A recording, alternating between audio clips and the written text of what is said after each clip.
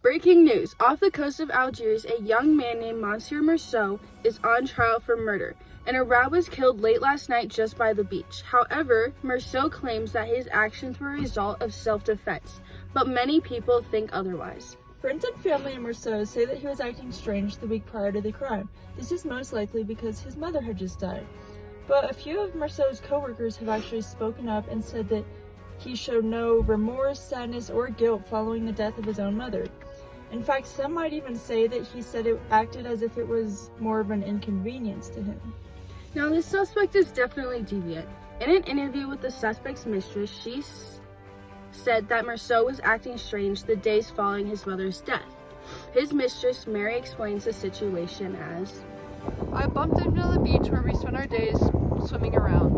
Later he told me Maman had died. So then I asked how long ago and he responded yesterday, then gave a little start but didn't say anything. It's odd to act completely normal with this situation. Like his mother just died and somewhat sad about it. Thank you for sharing this information with us, Mary. In a New York Times article, Jane E. Brody defines grief as the natural reaction to loss of a loved one. As humans, grief is something we experience all the time, especially after the death of one's own mother. Yeah, I agree with her statement. Grieving after death is definitely become a norm in our society. It's a normal reaction. The fact that Mersualt is showing no grief or remorse after his mother's death is just so shocking. This explains why people are starting to think Mersualt intentionally killed the Arab.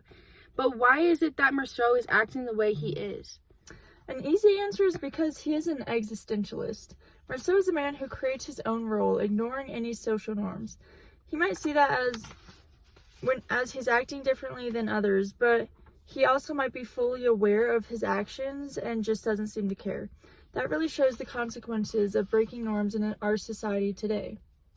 Now, we are going to go over to reporters in the field, Alec and Jack, to get an inside scoop of the prosecution side of the Thank you, Alexia. During the trial, the prosecution side of Mersualt's verdict argued that he killed the Arab out of cruelty and hatred. His behavior prior to this incident suggests that this is true. I'm now getting word that we have a quote directly from Mersualt that could have some impact on the situation. He said, quote, "Then I fired 4 more times at the motionless body where the bullets lodged without leaving a trace." This quote for sure makes the case interesting, Jack, as it tells us the Arab was already dead and lifeless, but he fired 4 more shots at him, showing pure cruelty. Yeah, this is really the backbone of the prosecution's argument. The post-mortem damage is brutal, and it's something seen done by killers around the world. The prosecution actually brought up the famous serial killer Ted Bundy in their argument. A quote was taken from him, Bundy's confession, where it said he was only able to speak of his actions in third person. He said, in quotes, "Perhaps this person hoped that through this violent series of acts, with every murder, leaving this person this type of hungry, unfulfilled, would also leave him with the obvious irrational belief that next time he did it, he would be fulfilled." So in this quote, Bundy is talking about how he assaulted his victims after killing them in an attempt to fulfill himself. The prosecution is arguing that Mersualt is guilty because he displays some of the same tendencies as murderers such as Ted Bundy, like causing post-mortem damage. This seems to be their main argument, as well as the point of possible avoidance. Although the Arab was in possession of a knife, he could have calmed the situation down by instead turning around and walking away from the situation. Instead, he chose to pursue the Arab, keep walking towards him, and ended up shooting him and killing the Arab. And now we are going to go to the defense side of the trial. So the obvious main argument seems to be here that Mersualt was actually acting in self-defense. There was a knife that was found on the Arab's dead body. It was still in his hand. Although the Arab wasn't thought to have stood up since he was still sitting in the chair, it does bring up the question, was he threatening Mersualt, and did Mersualt act in self-defense? They also seem to be backing their side with the Second Amendment, which states, Second Amendment protects an individual right to possess a firearm unconnected with service in a militia and to use that arm for traditionally lawful purposes such as self-defense. This seems to support their argument since they are arguing for self-defense. The defense has also provided us a statement from Mersualt. The Arab drew his knife and held it up to me in the sun. The light shot off the knife, or the steel of the knife, like it was a long hazing blade cutting at my forehead. That seems pretty threatening. Well, I think this is actually a good choice of evidence here, Alec. This really seems to show how the situation went down and relates directly to the argument of the Second Amendment of self-defense.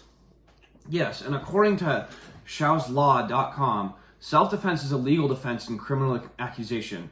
It quietly admits that you committed a crime. However, it argues you only did it in order to defend yourself from the harm. This means that it's completely legal for Mersualt to act in self-defense against the Arab when he pulled the knife, with no criminal charge. And now we have a clip of a interview with a witness on scene. And now we're glad to welcome our witness on the scene, Gary Winthorpe. Gary, how do you describe exactly what you saw that day? I was taking a stroll down the beach, like I usually do at that time of the day. Then I heard a disturbance as I was walking by. Next thing I knew, I heard a sound of a gunshot, and then it was followed by 4 more gunshots. So, yeah, pretty scary. Wow, Gary, that seems actually like a crazy experience. Did you feel threatened at all, or? Yeah, honestly, I think our beaches need a little bit more security. I was sure scared, and I did soil my trousers a little bit, and I'm scarred by it today. So, yeah. Oh, that's unfortunate to hear, Gary. I'm sorry to hear about that. That would be a traumatizing experience for myself as well. But now we're going to cut back to HQ with Alexia and Aubrey to wrap up this case. Thank you, Jack and Alec, for the inside scoop. Now, Aubrey, what do you think? Do you think he really killed a man out of anger and cold-heartedness, or was it truly self-defense? Honestly, after hearing the facts, I think it was self-defense. The Arab had a knife, and yes, Mersualt could have walked away, but everyone responds to stressful situations differently, so I don't know what I would have done. Yeah, plus in an interview with Mersualt, he describes a prior situation where his friend was involved. He shouted, "Look out, he's got a knife," but Raymond, which is Mersualt's friend, arm was already been cut and mouth cut open and his mouth slashed. This evidence proves that the knife was already used to hurt someone else. The Arab has obviously showed a history of being violent, as he already showed aggression and assault towards another man before Mersualt. I'm gonna have to agree with you.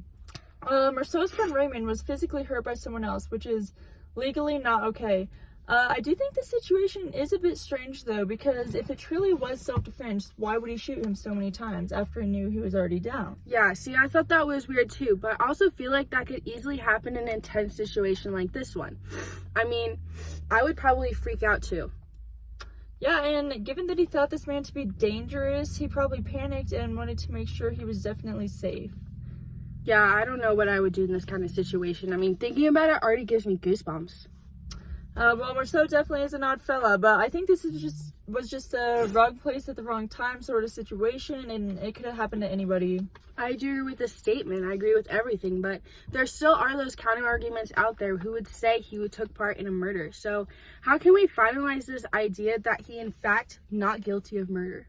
Well, an article from a weblog at Your Business states that there are many different types of degrees of murder. For example, there's first, second, third, manslaughter. There's a bunch of different categories that murder can fit into.